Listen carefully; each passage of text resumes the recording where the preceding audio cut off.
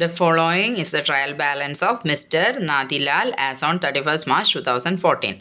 Plant and machinery, furniture and fitting, fuel and power for factory, office salary, electric charges, factory travelling expense, carriage on sales, cash at hand, cash in bank, debtors, purchase, factory wages, rent and rates, office expense, carriage on purchase, discount, drawing, stock on 1/4/2013, manufacturing expense, sales returns, insurance. ഇപ്പോൾ debit side complete ആയി. ഇനി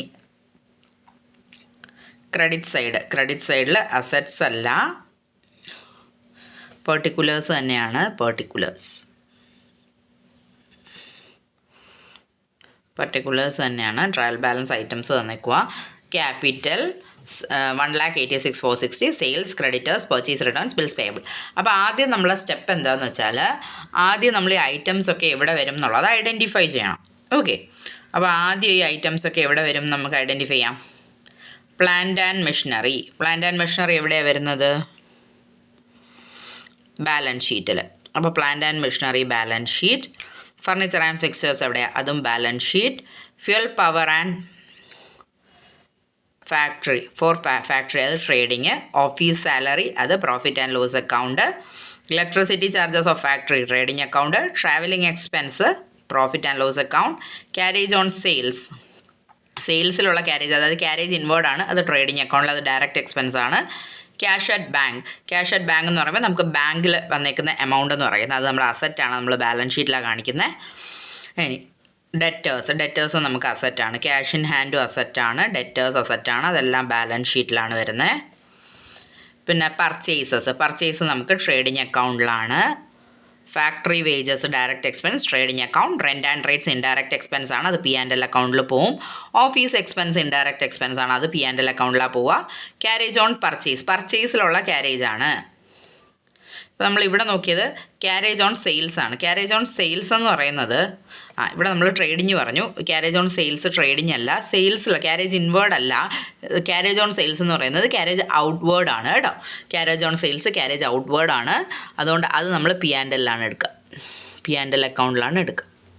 okay, P&L. ഇനി നമുക്ക് ഈ carriage on purchase ആണ് carriage inward കേട്ടോ. Carriage on purchase ആണ് carriage inward, അത് നമുക്ക് ട്രേഡിംഗ് അക്കൗണ്ടിൽ എടുക്കാം. ഇനി ഡിസ്കൗണ്ട് എന്ന് പറയുന്നത് നമുക്കെന്താ ഡെബിറ്റിൽ വന്നുകൊണ്ട് നമുക്ക് എക്സ്പെൻസ് ആണ്, അത് നമ്മൾ P&L അക്കൗണ്ടിൽ എടുക്കും. ഇനി ഡ്രോയിങ്സ് എന്ന് പറയുന്നത് നമുക്കിത് നമ്മുടെ ക്യാപിറ്റലിൽ നിന്ന് കുറച്ച് കാണിക്കേണ്ട ഐറ്റമാണ്, അത് നമ്മൾ ക്യാപിറ്റലിൽ നിന്ന് കുറച്ച് കാണിക്കണം, അപ്പോൾ അത് ബാലൻസ് ഷീറ്റിൽ കൊണ്ടുപോകണം. പിന്നെ സ്റ്റോക്ക് ഓൺ 1/4/2013 ഓപ്പണിംഗ് സ്റ്റോക്കാണ്, അത് നമ്മൾ ട്രേഡിംഗ് അക്കൗണ്ടിലാണ് കാണിക്കുക. മാനുഫാക്ചറിങ് എക്സ്പെൻസ് അത് ഡയറക്റ്റ് എക്സ്പെൻസ്, അത് നമ്മൾ ട്രേഡിംഗ് അക്കൗണ്ടിലാണ് കാണിക്കുക. സെയിൽസ് റിട്ടേൺസ് ട്രേഡിംഗ് അക്കൗണ്ടിൽ സെയിൽസിൽ നിന്ന് ലെസ് ചെയ്ത് കാണിക്കണം. ഓക്കെ, അത് ട്രേഡിംഗ് അക്കൗണ്ടിൽ സെയിൽസിൽ നിന്ന് ലെസ് ചെയ്ത് കാണിക്കും. ഇൻഷുറൻസ് അത് ഇൻഡയറക്റ്റ് എക്സ്പെൻസ് ആണ്, നമ്മൾ P&L അക്കൗണ്ടിൽ കാണിക്കും. ഇനി നെക്സ്റ്റ് വന്നിട്ട് ക്യാപിറ്റൽ എന്ന് പറയുന്നത് നമ്മൾ ബാലൻസ് ഷീറ്റ് ഐറ്റം, അത് നമ്മൾ ബാലൻസ് ഷീറ്റിൽ തന്നെ കാണിക്കും. സെയിൽസ് നമ്മൾ ട്രേഡിംഗ് അക്കൗണ്ടിൽ എടുക്കും. ക്രെഡിറ്റേഴ്സ് എന്ന് പറയുന്നത് നമ്മുടെ ലയബിലിറ്റിയാണ്, നമ്മൾ ബാലൻസ് ഷീറ്റിൽ എടുക്കുക. പർച്ചേസ് റിട്ടേൺസ് എന്ന് പറയുന്നത് പർച്ചേസ് ചെയ്യുന്ന ലെസ് ചെയ്ത് കാണിക്കേണ്ട ഐറ്റമാണ്, ഇത് നമ്മൾ ട്രേഡിംഗ് അക്കൗണ്ടിലാണ് പർച്ചേസ് കാണിക്കുക. ആ പർച്ചേസ് ചെയ്യുന്ന റിട്ടേൺസ് കുറച്ചാൽ മതിയാവും. ബിൽസ് പേയബിൾ എന്ന് പറയുന്നത് നമുക്ക് ലയബിലിറ്റിയാണ്, അപ്പോൾ ബിൽസ് പേയബിളിനെ ബാലൻസ് ഷീറ്റിൽ ലയബിലിറ്റി സൈഡിൽ കാണിക്കണം. ഇത്രയേ ഉള്ളൂ. അപ്പോൾ ഐറ്റംസ് ഏതൊക്കെ എവിടെയൊക്കെ വരും എന്നുള്ളത് നമ്മൾ മാർക്ക് ചെയ്ത് കഴിഞ്ഞു. ഓക്കെ, ഏത് അക്കൗണ്ട്സിൽ വരും എന്നുള്ളത് നമ്മൾ ഓൾറെഡി മാർക്ക് ചെയ്ത് കഴിഞ്ഞു. ഇനി നമുക്കിത് അഡ്ജസ്റ്റ്മെൻറ്റ്സ് വായിച്ച് നോക്കണം. First adjustment, closing stock is valued at 33,160. അപ്പോൾ ക്ലോസിംഗ് സ്റ്റോക്ക് 33,160 ആണ്. അപ്പോൾ ഞാൻ പറഞ്ഞു നമ്മൾ 2 പ്ലേസിൽ വരും. ഓക്കെ, അഡ്ജസ്റ്റ്മെൻറ്റിൽ വരുന്ന എല്ലാ ഐറ്റവും 2 പ്ലേസിൽ നമ്മൾ കാണിക്കണം. അപ്പോൾ ക്ലോസിംഗ് സ്റ്റോക്കിൻ്റെ 2 പ്ലേസ് എന്ന് പറയുമ്പോൾ ഒരു പ്ലേസ് ക്ലോസിംഗ് സ്റ്റോക്ക് നമ്മൾ കാണിക്കുന്ന ട്രേഡിംഗ് അക്കൗണ്ടിൻ്റെ ക്രെഡിറ്റ് സൈഡിൽ കാണിക്കും. പിന്നെ ക്ലോസിംഗ് സ്റ്റോക്ക് വരുന്നത് ബാലൻസ് ഷീറ്റിൽ അസറ്റ് സൈഡിൽ നമ്മൾ കാണിക്കാൻ മറന്നു വരുന്നത്. അപ്പോൾ ഈ 2 സ്ഥലത്ത് കാണിക്കുമ്പോൾ ക്ലോസിംഗ് സ്റ്റോക്കിൻ്റെ അഡ്ജസ്റ്റ്മെൻറ്റ് അവിടെ തീർന്ന്. ഇനി goods of cost 1,200 were sent as free sample to customers. 1,200 cost ഉള്ള ഗുഡ്സ് കസ്റ്റമറിന് ഫ്രീ സാമ്പിളായിട്ട് നമ്മൾ അയച്ചു കൊടുത്തു. അപ്പോൾ അങ്ങനെ അയച്ചു കൊടുക്കുമ്പോൾ ഉണ്ടല്ലോ, അത് നമുക്ക് പ്രോഫിറ്റ് ഒന്നും കിട്ടുന്നില്ല. അപ്പോൾ ഡയറക്റ്റായിട്ട് നമ്മൾ എന്ത് ചെയ്യുമെന്ന് വെച്ചാൽ നമ്മുടെ പർച്ചേസ് ചെയ്യുന്നത് ഇത് നമ്മൾ 2 എടുത്ത് കാണിക്കും. അപ്പോൾ ആദ്യം ചെയ്യേണ്ട ഇതാണ്, ആദ്യം നമ്മുടെ പർച്ചേസ് ചെയ്യുന്ന എന്ത് ചെയ്യണം, ഈ 1,200 ലെസ് ചെയ്യണം. പർച്ചേസ് ചെയ്യുന്ന പർച്ചേസ് റിട്ടേൺ ലെസ് ചെയ്തതിന് ശേഷം ഈ 1,200 ലെസ് ചെയ്യാം, അതായത് good send as free sample എന്ന് പറഞ്ഞിട്ട്. അത് കഴിഞ്ഞിട്ട് ഇതേ ഐറ്റം ഉണ്ടല്ലോ, അഡ്വർടൈസിങ് അല്ലെങ്കിൽ മാർക്കറ്റിംഗ് എക്സ്പെൻസ് എന്ന് പറഞ്ഞിട്ട് നമ്മളെ P&L അക്കൗണ്ടിൽ എക്സ്പെൻസ് ആയിട്ട് 1200 നമുക്ക് ഡെബിറ്റ് ചെയ്യാം. അപ്പോൾ 2 പ്ലേസിൽ വന്നല്ലോ. ഒന്ന് നമ്മൾ എന്ത് ചെയ്തു, ട്രേഡിംഗ് അക്കൗണ്ടിൽ പർച്ചേസ് ചെയ്യുന്ന ലെസ് ചെയ്ത് കാണിച്ചു. രണ്ടാമത്തത് പ്രോഫിറ്റ് ആൻഡ് ലോസ് അക്കൗണ്ടിൽ സെപ്പറേറ്റ് ഐറ്റം ആയിട്ട് to advertisement or marketing expense എന്ന് പറഞ്ഞിട്ട് നമുക്ക് കാണിക്കാം P&L. ഇനി അടുത്തത് goods of course 500 were use for domestic purpose. അപ്പോൾ ഗുഡ്സ് നമ്മളെ പേഴ്സണൽ യൂസ് നമ്മൾ യൂസ് ചെയ്തു, 500 കോസ്റ്റുള്ള ഗുഡ്സ്. അപ്പോൾ പേഴ്സണൽ യൂസിന് യൂസ് ചെയ്യുമ്പോൾ അവിടെ പ്രോഫിറ്റ് ഇല്ല. ബട്ട് നമുക്കൊരു അഡ്ജസ്റ്റ്മെൻ്റ് ആണ് 2 പ്ലേസിൽ കാണിക്കേണ്ടി വരും. ഒന്ന്, നമ്മൾ ഇവിടെ ബാലൻസ് ഷീറ്റിൽ ക്യാപിറ്റലിൽ നിന്ന് ലെസ് ചെയ്യാം. ക്യാപിറ്റലിൽ നിന്ന് ലെസ് ചെയ്യാം, അതായത് ഡ്രോയിങ്സ് ഓഫ് ഗുഡ്സ് എന്ന് പറഞ്ഞിട്ട് 500 നമുക്ക് ക്യാപിറ്റലിൽ നിന്ന് ലെസ് ചെയ്യാം. ഇനി ഈ ഡ്രോയിങ്സ് എന്ന് പറയുന്നത് ഗുഡ്സ് ആയതുകൊണ്ട് എന്ത് ചെയ്യും, പർച്ചേസ് ചെയ്യുന്നത് നമുക്ക് ലെസ് ചെയ്യണം. പർച്ചേസിൽ ട്രേഡിംഗ് അക്കൗണ്ടിൽ പർച്ചേസ് ചെയ്യുന്ന ഇന്നർ കോളത്തിൽ എഴുതി ലെസ് ചെയ്ത് കാണിക്കണം 500. അപ്പോൾ നമ്മളിപ്പോൾ പർച്ചേസ് ചെയ്യുന്ന എന്തൊക്കെ ലെസ് ചെയ്തു? ഫസ്റ്റ് അഡ്ജസ്റ്റ്മെൻ്റ് ആയിരുന്ന P&L ഫ്രീ സാമ്പിൾ, അതായത് P&L നമ്മൾ എക്സ്പെൻസ് ആയിട്ട് മാർക്കറ്റിംഗ് എക്സ്പെൻസ് ആയിട്ട് കാണിച്ചു എന്ന് പറഞ്ഞില്ലേ. അപ്പോൾ ആ 1200 നമ്മൾ എന്ത് ചെയ്യണം, പർച്ചേസ് ചെയ്യുന്ന ആ ഫ്രീ സാമ്പിളിനെ കുറയ്ക്കണം. പർച്ചേസ് ചെയ്തതെന്നായിരിക്കുമല്ലോ നമ്മൾ ഫ്രീ സാമ്പിൾ കൊടുത്തിട്ടുണ്ടാവുക. ഇനി goods of cost 500 were use for domestic purpose നമ്മൾ ചെയ്തു. ആദ്യം പർച്ചേസ് ചെയ്യുന്ന ആ 500 നമ്മൾ ഡൊമസ്റ്റിക് പർപ്പസിന് യൂസ് ചെയ്തു എന്ന് പറഞ്ഞ് മാറ്റി. അത് കഴിഞ്ഞ് ബാലൻസ് ഷീറ്റിൽ ക്യാപിറ്റലിൽ നിന്ന് ഡ്രോയിങ്സ് ഓഫ് ഗുഡ്സ് എന്ന് പറഞ്ഞിട്ട് 500 മാറ്റണം. അങ്ങനെ 2 പ്ലേസിലും എഴുതി. ഇനി അടുത്തത് goods of cost 180 wear used in office from purchases. അപ്പോൾ ഓഫീസ് യൂസിന് അപ്പോൾ നമ്മൾ എന്ത് ചെയ്യുമെന്ന് പറയാം, അതും 2 പ്ലേസിൽ നമ്മൾ കാണിക്കണം. അപ്പോൾ ഓഫീസ് യൂസിനാണ് എടുത്തത്.